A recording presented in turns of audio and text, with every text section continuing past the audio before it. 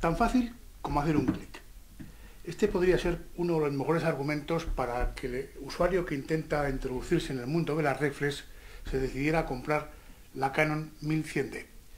Una cámara que destaca por su sencillez de manejo, es quizá su mayor mérito, aparte de que la empresa japonesa ha encontrado una magnífica relación calidad-precio.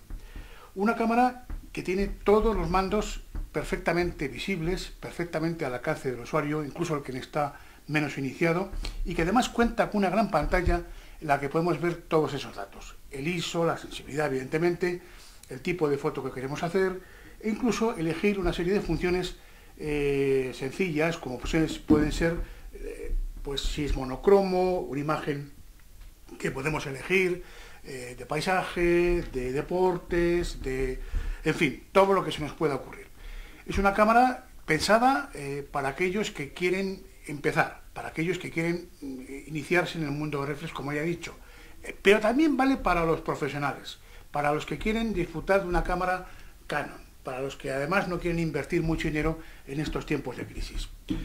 El objetivo, evidentemente, es desmontable muy fácilmente con un sistema de bayoneta de tipo Canon y se pueden ir acoplando otros objetivos que vayamos comprando a lo largo de la vida de la cámara. Hombre, en el lado negativo, efectivamente, a lo mejor el plástico del objetivo a muchos no les ofrece la seguridad de los anteriores, que eran metálicos. Puede ser algo en contra. A favor, como ya he dicho, la facilidad de uso y también la fiabilidad de la marca. Otro detalle que no quiero pasar por alto, que algunos han criticado, es el hecho de que la batería y la tarjeta SD, por cierto, comparten el mismo compartimento.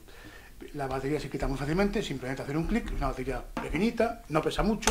Otro de los aspectos fundamentales de esta cámara es que es muy manejable, no pesa, y para llevarla encima, pues no es esas cosas agobiantes de las viejas cámaras que pesaban 800 o 700 gramos. Esta es mucho más ligera.